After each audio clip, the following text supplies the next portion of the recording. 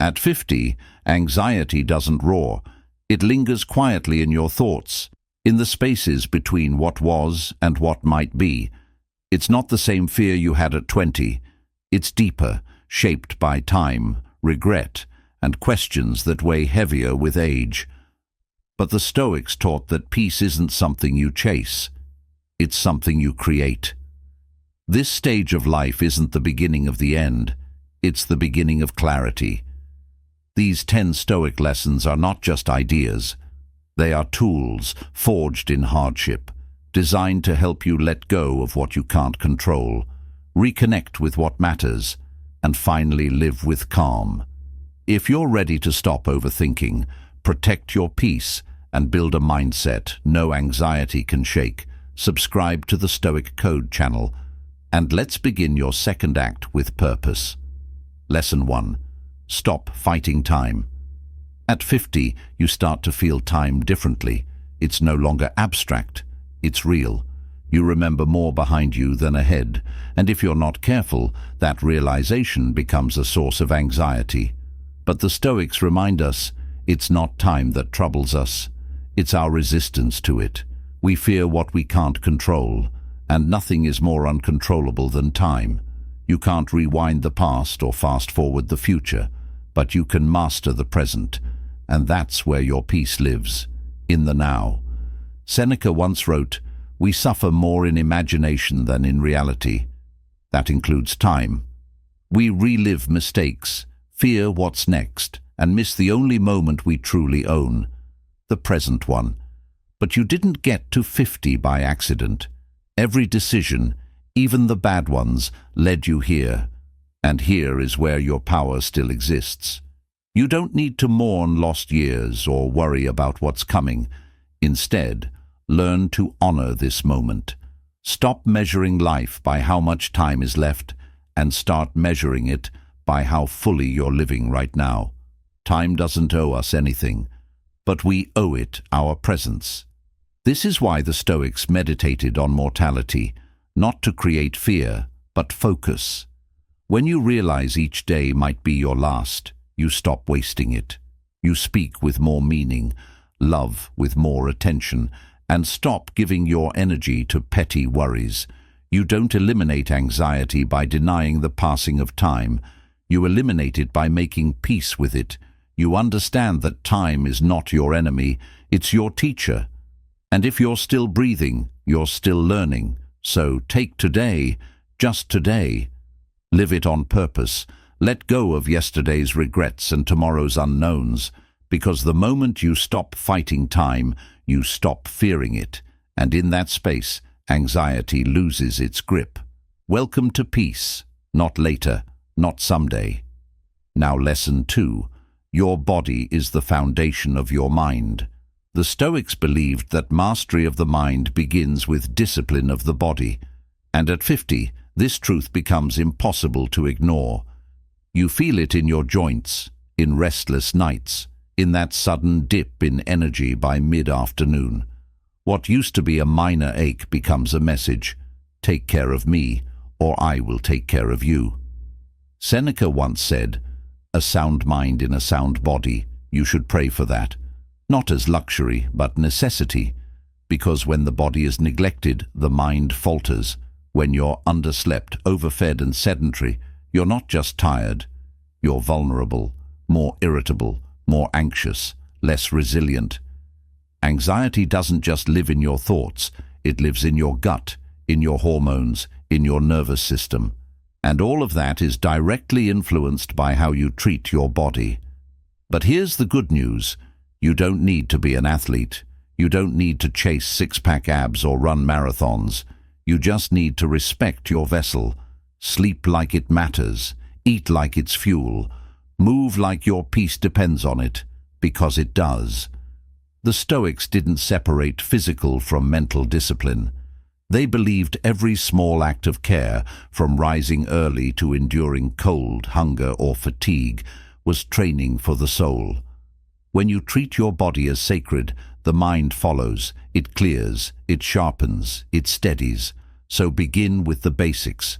Guard your sleep like a temple. Create a rhythm that supports rest, not overstimulation.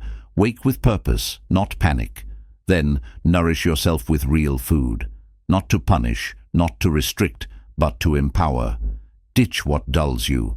Choose what sustains you. And move. Walk. Stretch. Lift. Not to impress, to awaken. When you care for your body, anxiety has fewer places to hide. Your mind becomes less reactive, more aware, less fragile, more focused. At 50, your body speaks louder. It demands attention. So give it what it needs. Not perfection, but consistency. Because the calmer your body, the clearer your mind. And a clear mind is a fortress against anxiety. Take care of your foundation. It's the only one you've got. Lesson 3. Detach from outcomes. At 50, you've seen plans fall apart, promotions that didn't come, relationships that didn't last, investments that didn't pay off, and with every missed target, anxiety creeps in, whispering, "What if it happens again?" But here's the Stoic truth. It was never about the outcome. It was always about the process. Epictetus said it clearly. Don't seek for things to happen the way you want them to. Wish for them to happen as they do, and you will be at peace. That's not defeat. That's detachment, and its power. Detachment doesn't mean you stop caring. It means you stop chaining your peace to results you cannot control. Think about it. You can control how hard you work, but not whether your boss recognizes it. You can nurture a relationship, but not force someone to stay. You can manage your habits, but not guarantee perfect health. When your happiness hinges on things beyond your reach, anxiety takes root. The Stoics didn't sit back and wait for life to unfold. They took action every day, but they never bet their emotional well-being on what would happen next. They trained themselves to love the effort, not the result. This shift is everything. It means showing up for your life fully, without demanding guarantees. It means finding satisfaction in the discipline of doing, not just the rewards. You become less shaken by losses because your identity isn't tied to wins. So what does this look like in practice? It looks like doing your best at work, then letting go of recognition, loving deeply even when it's not returned, exercising not for abs but for energy, speaking truthfully even when it's unpopular. This is how you shrink anxiety, by cutting the cord between your peace and the unpredictable. You still strive, you still care, but you don't crumble when things don't go your way, because your worth isn't hanging in the balance. The outcome is not who you are, the effort is, and the more you embrace that, the more you live like a Stoic, steady, focused, free, let go, not of the goal, but of needing it to define you. Lesson 4. Cut out toxic people. At 50, your time is too precious to be spent managing the moods, manipulations, or drama of people who drain you. But too often we keep them around, out of guilt, history, or fear of being too harsh. The Stoics would tell you, that's not compassion, that's self-betrayal. Seneca said, associate with people who are likely to improve you. That's not cold, it's clarity. Because your inner peace is not just influenced by what you think, it's shaped by who you let near. Toxic people come in many forms. The chronic complainer who makes every conversation heavy, the subtle manipulator who uses guilt as a leash, the charming critic who cloaks their contempt in jokes, the one who always seems to make you question your worth, even after a short exchange. Here's the truth. Anxiety doesn't just live in your head. It's fed by your environment. You can't heal in spaces that constantly make you feel unsafe, unheard, or unseen.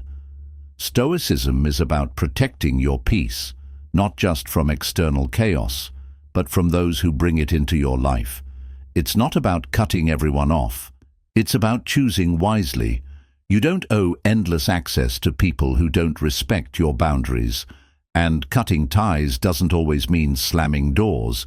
It can mean stepping back, creating space, limiting contact, speaking less but more honestly, saying no without explanation. You don't need permission to protect your energy. When you begin to surround yourself with those who uplift, challenge and respect you, anxiety begins to loosen its grip because you're no longer in constant defense mode.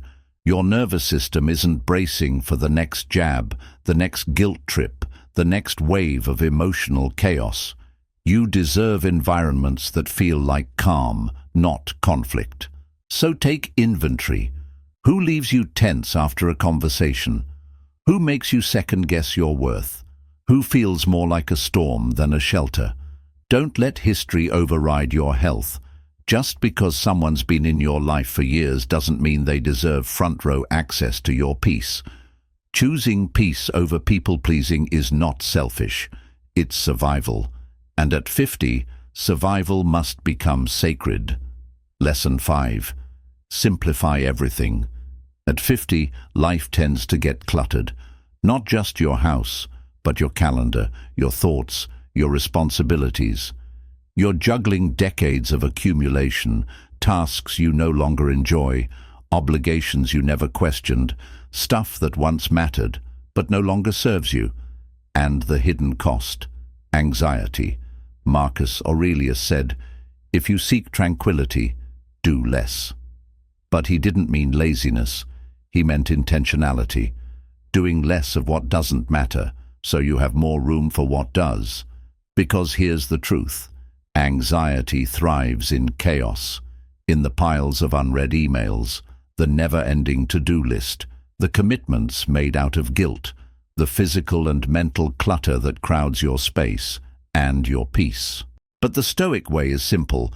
Strip life down to its essentials, not just externally, but internally. Ask yourself, what do I actually need? What truly adds value to my life? And what am I keeping around out of fear, habit, or ego?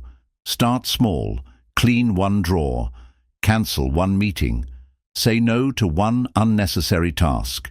Each decision is a vote for your own peace. When your space clears, your mind follows. When your calendar opens up, so does your breath. When you remove the distractions, the meaningful finally has room to speak. You don't need a minimalist lifestyle to embrace Stoic simplicity. You just need to recognize what's getting in the way of your clarity and be brave enough to let it go. The Stoics weren't monks on mountaintops. They were emperors, soldiers, statesmen, busy people just like you. And yet, they carved out simplicity like a weapon against overwhelm. The anxiety of modern life often comes not from doing too little, but from trying to do everything. You weren't meant to answer every call, attend every event, fix every problem. You were meant to focus. Simplify your surroundings, cut the fluff from your schedule, filter your inputs, digital and emotional. Create space, not just physically, but spiritually, because peace isn't something you find, it's something you uncover.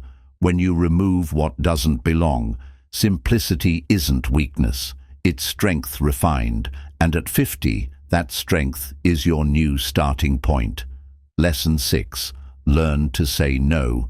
By the time you're 50, you've likely learned to say yes out of habit, yes to extra work, yes to favors, yes to people who drain you, not because you want to, but because you feel you should, because you've been taught that saying no is selfish, rude, or weak. But the Stoics would argue the opposite. Saying no is a boundary, and boundaries are a sign of strength. Epictetus said, "If you want to improve, be content to be thought foolish and stupid." In other words, let people misunderstand you, let them be disappointed. If the cost of pleasing others is your inner peace, the price is too high. Every time you say yes to something meaningless, you're saying no to something meaningful. Your time, your rest, your purpose. Anxiety isn't just about fear. Sometimes it's exhaustion, the kind that builds from constantly living for others while slowly abandoning yourself. And if you're always available to everyone, you eventually become available to no one, not even yourself. The power of no is that it protects your yes. It creates space for what actually matters: your health, your loved ones, your goals, your stillness. You don't owe access to everyone. You don't owe agreement, and you don't owe explanations for protecting your peace. Saying no doesn't mean being aggressive. It means being clear, calmly, confidently. I can't commit to that right now. That's not aligned with my priorities. Thank you, but I'll pass. Simple words that guard your life from unnecessary noise. The Stoics weren't interested in being liked. They were interested in being free from pressure, distraction, and emotional debt. And freedom begins when you realize that no is not a rejection, it's a declaration. A statement that your time, your energy, your presence is valuable. So, if you feel guilty every time you draw a boundary, remember this. Boundaries are not walls, they are doors. They decide who and what gets to enter your life. Choose wisely, because the more you say no to what doesn't matter, the more powerful your life becomes. And at this stage, your peace is not optional, it's sacred. Lesson 7. Stop overthinking the future. By 50, you've lived through enough storms to know this. Most of the things you once feared never actually happened. And yet, the mind still runs, painting imaginary disasters, scripting conversations that never occur, preparing for pain that never arrives. This is the trap of overthinking, and it's one of anxiety's favorite tools. Seneca said it plainly: "We suffer more in imagination than in reality." And it's true. The future, as terrifying as it may seem, doesn't hold power over you. But your thoughts about it, left unchecked, will. Overthinking is a way the mind tries to grasp control. It asks, what if I fail? What if they leave? What if I get sick? What if it all falls apart? But the Stoics knew that worrying doesn't prepare you. It paralyzes you. And here's the real cost. While you're busy fearing what might happen, you're missing what is happening. You're alive, breathing, capable, but your awareness is somewhere else, stuck in a timeline that doesn't exist yet. The Stoic remedy? Come back to the present. Marcus Aurelius wrote, "You could leave life right now. Let that determine what you do and say and think." This wasn't morbid. It was a call to focus, to stop wandering into tomorrow and fully arrive in today, because today is the only battlefield you can actually fight on. Yes, plan, be wise, prepare, but don't live in the future. The future doesn't belong to you yet, and trying to control it with thought loops and mental rehearsals only feeds your anxiety. Instead, train your mind to notice when it wanders and bring it back to your breath, back to your body, back to what you can do right now. Trust that the version of you who survived 50 years is strong enough to handle whatever comes next. Even if it's messy, even if it's uncertain, you don't need to see every step on the path, just the next one. Anxiety will always whisper, "What if?" You answer, "Even then I will endure." You've made it this far. That wasn't by accident, it was by resilience. So let the future be what it will be.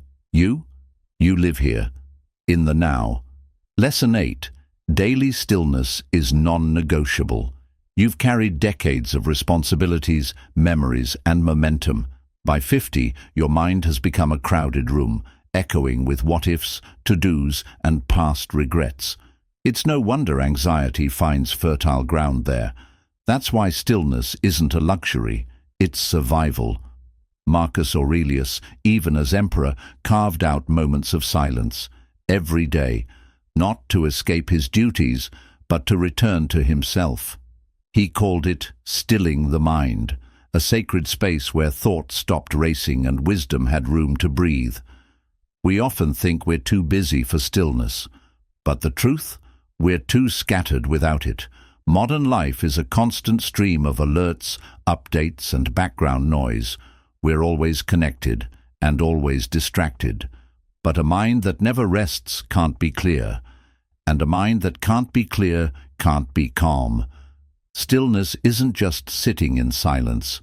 It's intentionally stepping away from noise, both external and internal. It could be 5 minutes of deep breathing in the morning, a walk without your phone, a moment of journaling before bed, or simply sitting with a coffee in silence, not solving, not scrolling, just being.